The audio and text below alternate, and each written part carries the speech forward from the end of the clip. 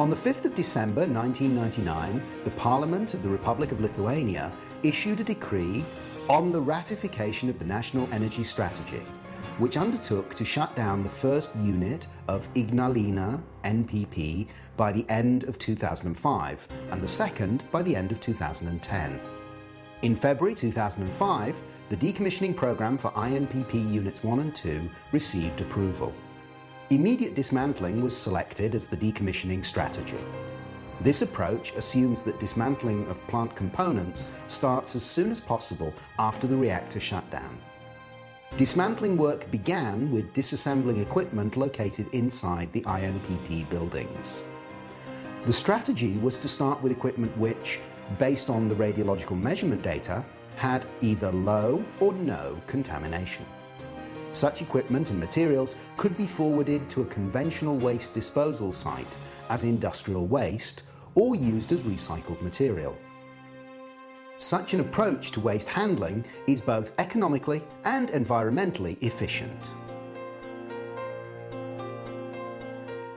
One of the first decommissioning projects scheduled for implementation in this area was the construction of the free-release measurement facility.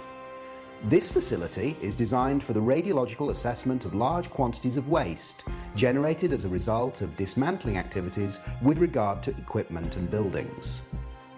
The tender for the construction of this facility was awarded in 2006 to a Czech consortium led by VF.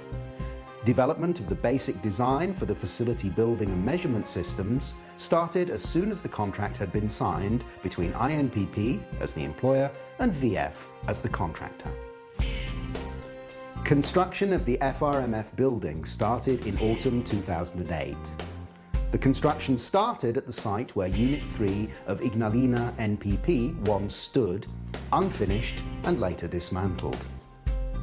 The FRMF building is a one-storey building with reinforced concrete columns and a metal framework. The walls and roof are prefabricated, profiled metal sheets covered with an insulating layer. There are two driveways with large access gates. By the end of 2008, construction of the building was completed and the measurement systems and other technological equipment were moved inside. By autumn 2009, all equipment had been installed in the FRMF building. The FRMF building is divided into the controlled area and the supervised area. The controlled area includes the area where waste is temporarily stored before measurement, the area for temporary storage of waste which is to be returned to the waste originator for resorting, the area where materials are measured using stationary and portable monitoring systems. The supervised area includes the exit area for storage of materials permitted for free release, all remaining rooms and compartments, control room, changing room, shower room, lavatories, restroom, heating substation, service compartments and corridors in the annex building.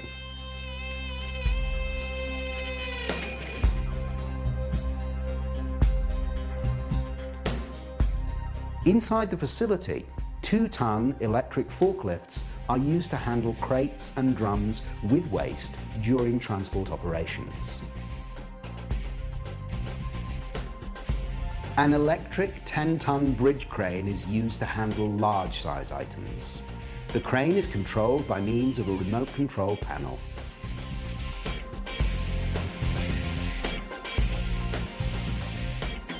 The controlled area contains two stationary measurement systems, total gamma system and spectrometry system, two portable spectrometric measurement systems and various handheld instruments.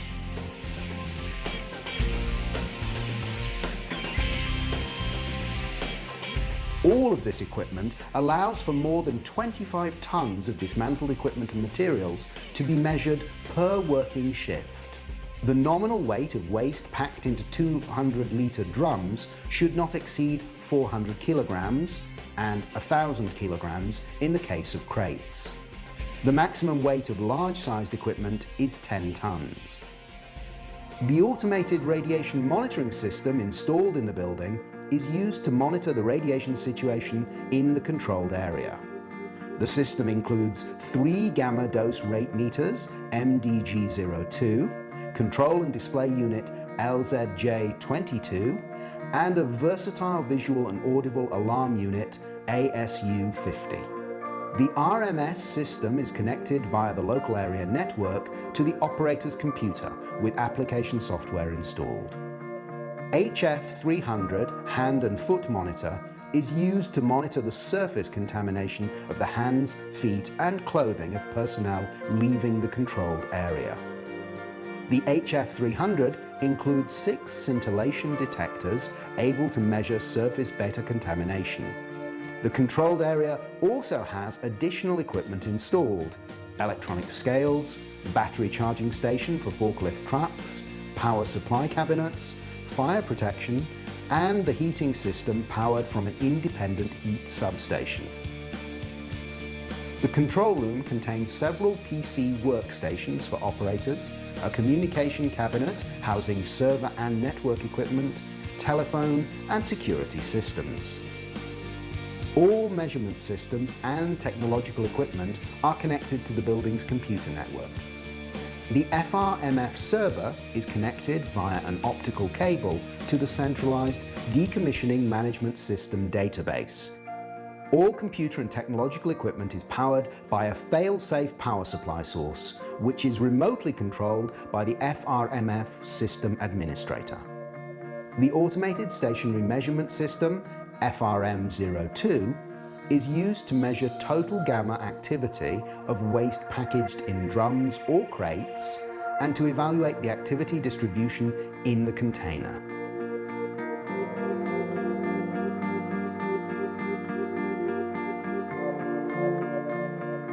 The system consists of measurement chamber with 32 plastic scintillation detectors,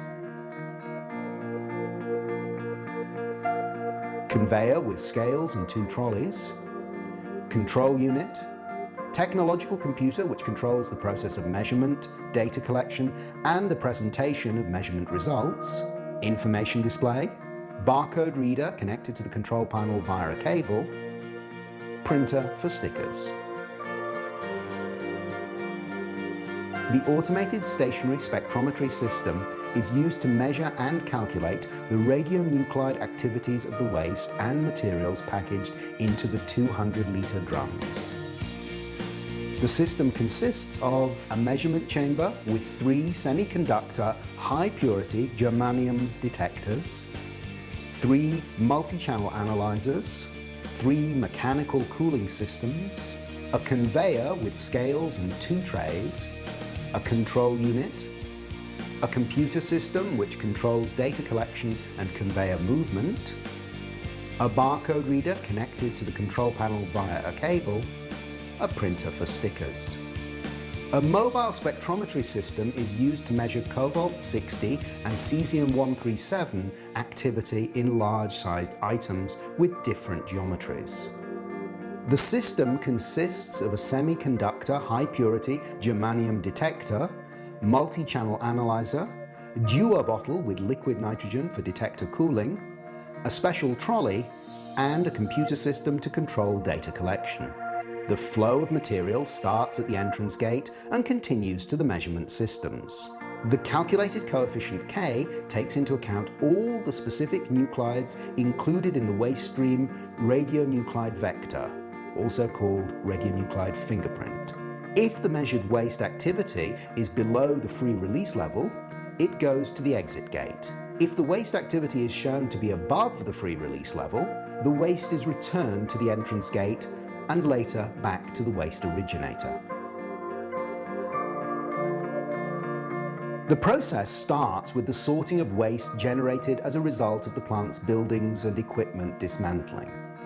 Materials to be measured consist typically of carbon and stainless steel, copper alloys, galvanized steel, technological pipelines, valves, cables and cable insulation materials, electrical equipment, concrete rubble, heat insulation, wood and plastic mass. The waste is sorted on the basis of 3 criteria: radionuclide vector, material homogeneity and material activity.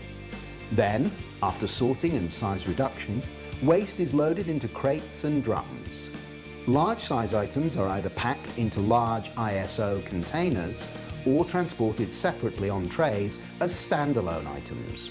Each waste package is individually labelled with a barcode and then loaded onto a truck for transportation to the FRMF building. Before entering the FRMF building, the truck delivering the waste undergoes radioactive contamination monitoring.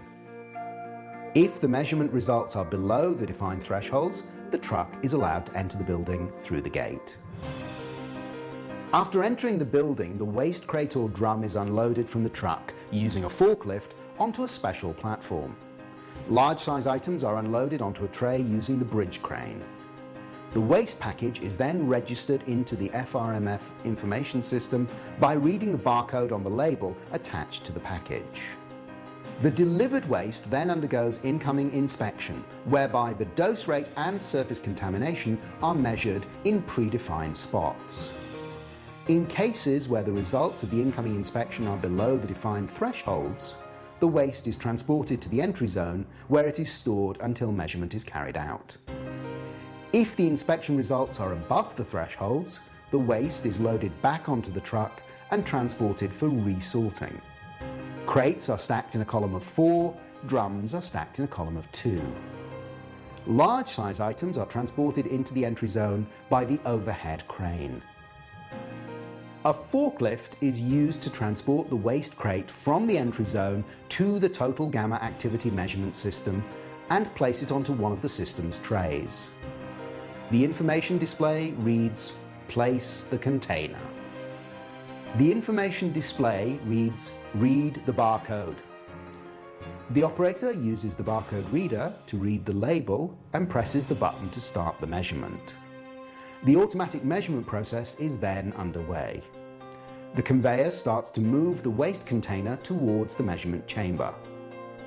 Once the trolley reaches the central part of the conveyor, it is automatically stopped and the waste container is weighed on the scales. In a few seconds, the weight in kilograms net of the weight of the empty container is shown on the information display. Following the weighing, if the weight is within the acceptable limits, the system opens the doors of the protective cabin and then the measurement chamber doors. When the doors of the measurement chamber are fully open, the waste container moves on the conveyor through a check frame which is used to confirm that the size of the container is within the acceptable limits. If it is, the container will continue to move to the measurement chamber. As soon as the container is inside the chamber, the doors are closed automatically. The measurement of the total gamma activity of the waste in the container starts. The information display reads, "Measurement." The measurement process can be controlled by a remote computer in the control room with appropriate application software, and also by an on-site computer built into the measurement facility. The measurement is complete. The information display shows the measurement results, clearance granted, meaning that, based on the results of calculations, the specific activity of the waste is within the free release levels, and that such waste may be released and reused.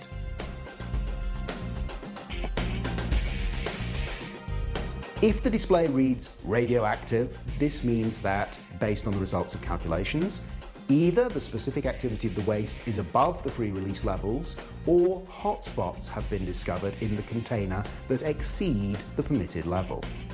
Such waste is not permitted to be released. Based on the measurement results, a self-adhesive label is printed out, reading either within the free release levels or radioactive, and attached to the tested waste container.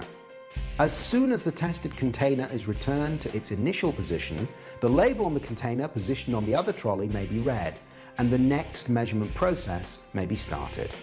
Results of the total gamma activity measurements, as well as calculations of specific and volumetric activities, are recorded in the database and shown in the measurement report. Such reports indicate the results of specific and volumetric activity calculations, as well as the factor corresponding to the requirements stated in the environmental regulatory document. The report may also contain either the corresponds to free release levels stamp, or the does not correspond to free release levels stamp. Tested waste containers are transported using forklifts to the exit area if the label on them reads within the free release levels. If, however, the label reads radioactive, return to waste originator, the container is transported to the temporary storage area, later to be returned to the waste originator for resorting. The facility ensures high throughput radiological measurement of waste and materials for their possible subsequent reuse or sale.